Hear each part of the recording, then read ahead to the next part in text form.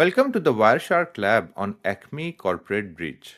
This is a very interesting lab and it simulates a somewhat realistic security incident which can actually happen in real life. Moreover, the level of forensic investigation that you will conduct in this lab is quite extensive. And frankly, I'll be impressed if you can solve even part of the lab. Purpose: in this lab, we are going to demonstrate how Wireshark can be used to conduct effective forensic investigation in case of data breach in a realistic corporate network. So one thing which sets this lab apart from the others is that we are also going to see a lot of actual, genuine, legitimate background traffic as well. So it won't just be the attack packets. And that makes the job a bit harder, but also more realistic. So prerequisites: before you start the lab, you need to run the lab script as always, sudo mainscript.sh, and then you need to select the Wireshark ACME corporate breach lab option. I'll show that to you in a minute. So what's the scenario? So ACME Corp's security team has been alerted to suspicious activity on their internal network. An alert flagged potential unauthorized access to sensitive data.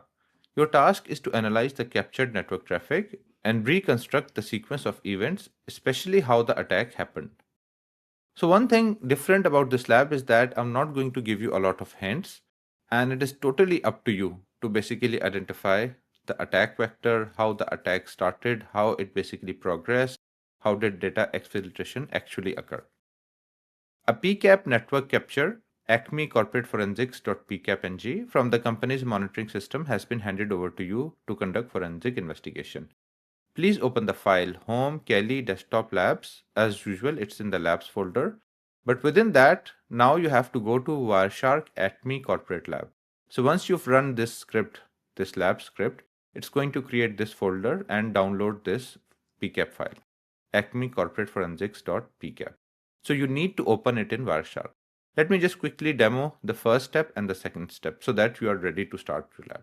So once again, sudo /mainscript.sh Kelly, and I keep on repeating it. I'll just repeat it once again. Please double check the sequence of labs.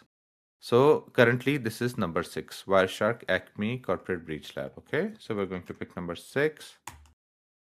And Wireshark ACME Corporate Breach Lab is ready to use. Perfect. So now you need to open the file, the pcapng file in Wireshark. So if it is not running, you can go here and open it. Otherwise, usually it's here. The Wireshark may be minimized and still available. So let me just remove everything and let me just close everything. Let me expand it. So file, open, and now you have to go on the desktop labs folder. If not, just click here. Go to Home Kelly, Desktop, Labs. But now you have to go to Wireshark ACME Corporate folder. And in here, you can see this file, ACME Corporate Forensics.pcapng. Okay, so open this file. And this is the file that you have to use in the lab. As you can already see, this is a much larger file with a lot of traffic in it. So this time, your forensic investigation will be a bit challenging. But that's the nice thing. It's also more realistic. So going back to the lab document. So we have completed the first step, main script, and then we started this lab. And then we also opened this basically pcapng file in Wireshark. Now let me just quickly show you the architecture. So I've drawn this nice diagram to basically help you understand the exact architecture. And that's why I'm saying it is a more realistic scenario, because now you actually have a tiny corporate network with actual users.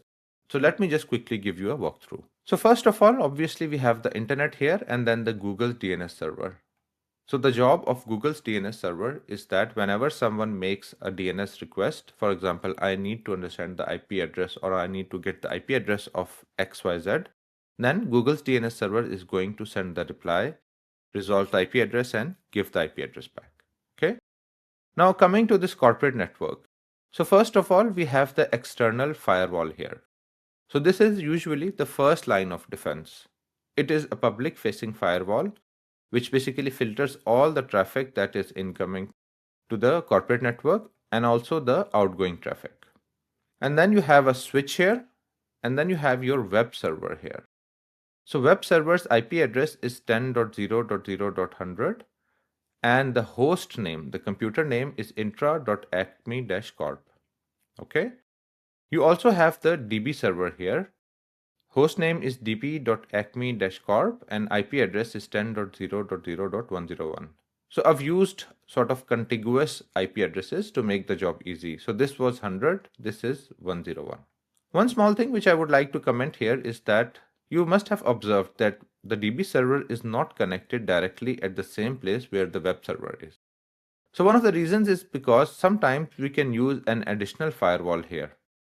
Because DB usually contains sensitive data, credentials, or company's intellectual property.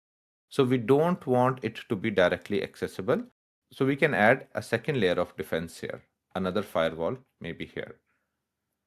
Okay, and then you have three corporate users. There is John with the IP address 10 and hostname acme.john.local. Then you have Brian with IP address 11, acme.brian.local, Eric.12, acme.eric.local. So these are all the host names and these are the IP addresses. If you scroll down, you're also going to see this table where I have listed all of the different devices or roles, the host names and IP addresses for your convenience. So for example, John's workstation host name is this one and IP address is this one. Similarly, Eric's one is host name is this one and IP address is this. The database server host name is this, IP address is this one. Okay, so this is for your convenient reference. So by the end of this lab, you should be able to detect and interpret network attack vectors, analyze DNS queries and HTTP payloads to identify malware activity, traced unauthorized queries to internal servers. So previously we had maybe simple data exfiltration, those kind of things, but now this is a more realistic scenario and you're going to see malware actually accessing different servers and trying to basically execute commands that are malicious. Then you need to detect and prove data exfiltration and you'll be using a lot of display filters and TCP stream reconstruction. Okay, so now what are the investigation tasks and questions? So the first one is, what is the baseline traffic? So you need to identify any email traffic that is sent internally. Who sent it and what was the content? And as we know, email is basically sent via the SMTP protocol, Simple Mail Transfer Protocol, which we have previously discussed as well. Part 2, attack detection. What attack vector was used? So what was the technique that was used by attackers to infiltrate this network? Was it remote code execution, brute force login, phishing email maybe? So you need to answer this one. So as you can see, I'm not giving a lot of hints. It's up to you to identify what happened. Second question, which employee was the target? So you need to identify the name and IP address of that employee's station. And there's a hint, you can focus on the usual suspects, HTTP traffic, DNS, SMTP. Part 3, malware execution and communication.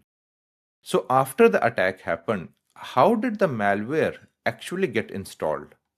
What was the source of the malware? Where did it come from? And can you identify the name of the malware process maybe? Part 4, internal database reconnaissance. Which internal servers or services did the malware try to access? What data was retrieved? Did it try to access web servers, database servers, or both? Okay. And more importantly, what data was retrieved by the malware, which is now running on the compromised system?